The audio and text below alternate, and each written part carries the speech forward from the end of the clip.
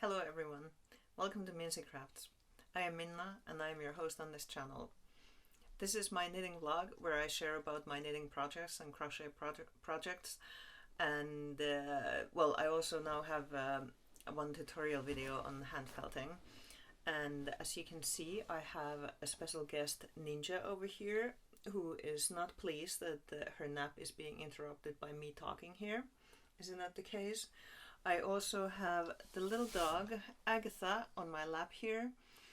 So I am kind of just trying to make this video here sandwiched between these two dogs. But you can see what I mean, that my knitting nook is typically occupied by dogs and minimally available for me to use. So you can now also follow me on Instagram at MinseyCrafts. And I'll be posting there daily about my projects and also some dog walk pictures if you're interested in seeing more about the dogs. And as usual, I'm not sponsored by any of the brands that I'm talking about in this video. Without further ado, let's get into the episode 5. My first project update is a finished project. So you may remember from last episode I shared with you I was crocheting a hat for summer. And the pattern that I used for the Drops Design Little Paris hat. However, I substituted yarn and I'm using this, I'll show you.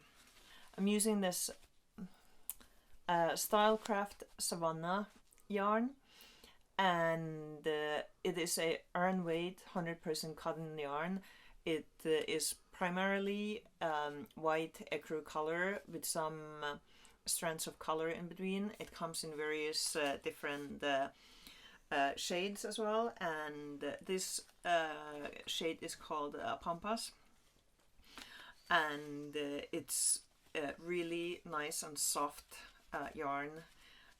It's really a pleasure to work with. I used a 4.5mm crochet hook for the project. I also explained in my previous, in my last episode 4, what the things I look into when I'm substituting yarn.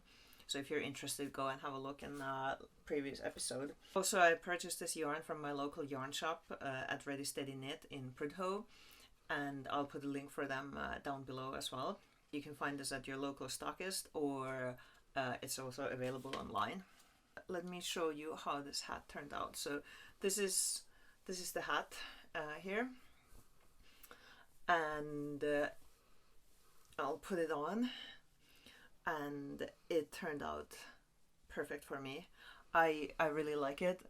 I like how it covers my face and my eyes, and so in the summer, presumably it's gonna get summer sometime here. It's been very cold and cloudy this whole spring so far, but anyways, so I think this is going to be a really nice warm weather hat. And so you can see how it looks on the side, and as you can tell, I made a little accessory here.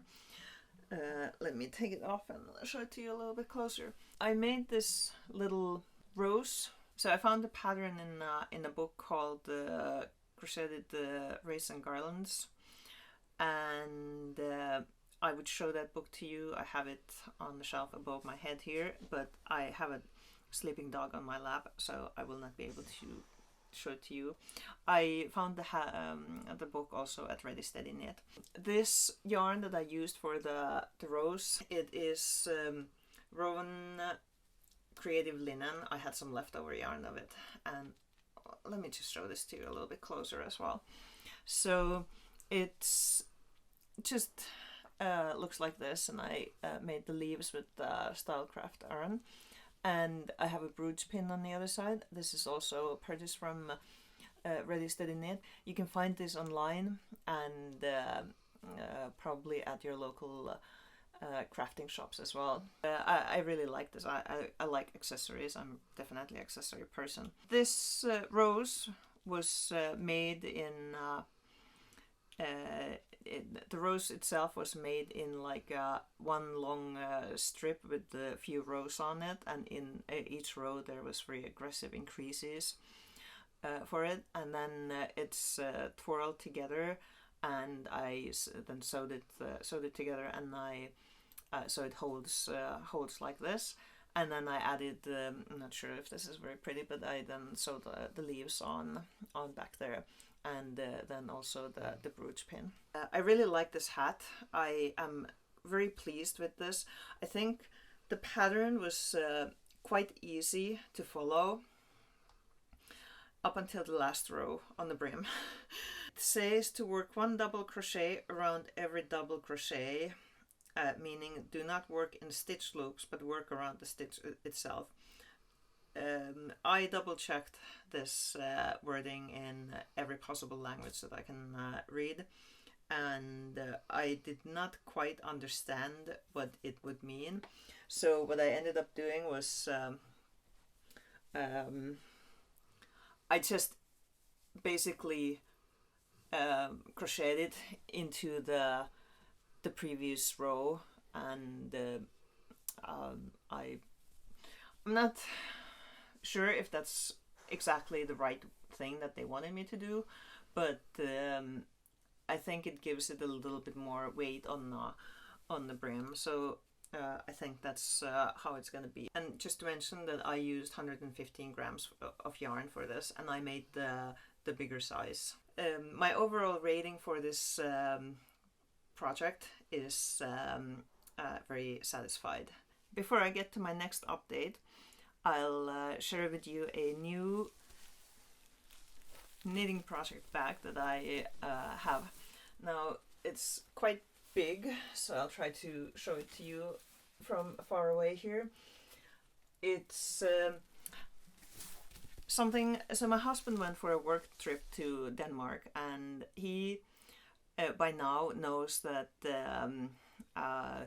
when he goes and travels, so he tries to look for yarn shops, and he sometimes or often brings me some kind of a souvenir from those, which is very nice, and he usually tries to find some local yarn. He found this project bag, which is I think this is some kind of a weaved wicker or something, and so it's kind of a soft but rigid as well.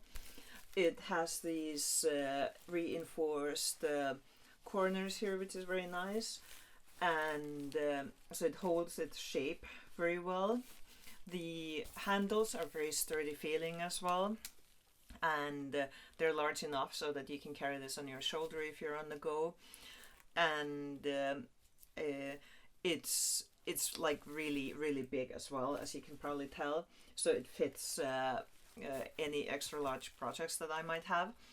And what's really nice about it as well is if the project gets overflowing, it has this extension part here, and you can drawstring it together as well, so you don't get any dust in there or dirt or something like this. So I've been looking for a bigger project bag for a while, and this was in my also in my price range. It was 199 Danish crowns. Now the brand of this is something called Madame Grasker out of Madagascar, and I will show you this tag that it came with. And this seems to be something exclusive to Denmark. At least I didn't find it available in UK anywhere, and it was very hard to find any information online, and it was only in Danish, which I am actually not that good at reading either. The shop that he got this from was called Knitting with Olive. I have a new project update. This is a work in progress, probably going to be for a while. It is a King Cole chunky sweater. It is pattern number 5498. Alright, now I have a little bit more space here. One dog is has gone somewhere else, and the little dog is now more comfortably for me, at least. So where was I? And I saw this on display at the Ready Steady Knit window. This was probably a couple of years ago now. I really liked how the pattern looked, or the sweater looked, and so I decided to go in and buy the pattern and also buy the yarn for it. This was probably not a couple of years ago. It was still during the pandemic. The yarn I'm using is King Cole yarn, chunky tweed, in colorway. The shade is called Tyree.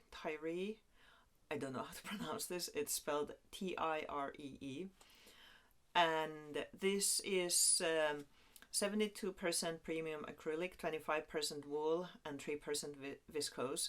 This is a 100-gram ball, and there's about 138 meters in each of these. It's very soft yarn, and I think it's really nice to knit with as well. Let me show you what I've done so far. So this is the front piece of the sweater. So I'm about halfway, or maybe a little bit over halfway there. This is knitted with 5mm needles for the ribbing and 6mm needles for the body of the sweater. It has this really nice pattern on the side here, and there will be little buttons down here. So I'll try to get this closer to you. So the yarn that I'm using is Tweed yarn, and I'm really liking how this turns out. Can you see? So it turns out really pretty with this with the speckles here, and I've not really knitted a lot with Tweed yarn before, and now that I'm using this, I'm wondering why. So it's really just turns out very lovely. I really like it. So I'm certainly going to look for more Tweed projects in the future. And now the little dog also decided to leave. I chose the size medium for myself, and this is primarily because, let me just read this to you, for medium size, to fit bust 86 through 91 in centimeters. But then it says actual size is 109 centimeters. Whereas large would be to fit bust 96 to 101, which probably would be more me. But then the actual size is 123 centimeters. So there's like a huge jump, in my opinion, between medium and large. And I didn't want it to sit like super loose on me. Although I think that's what the fashion is currently going towards. More loose fitting sweaters. Other than that, I think that this has been a fairly simple pattern to read. I do need a little sticky note where I keep track of the rows and such. Otherwise, it can get very confusing. It also doesn't have any like armhole shaping, so that means that it's going to be should be easy to then at the end stitch together. Also, I'll show you. I hope I can get this close enough. I learned a new. Let me get closer with it. So I learned a new cast-on method for this that I wanted to try.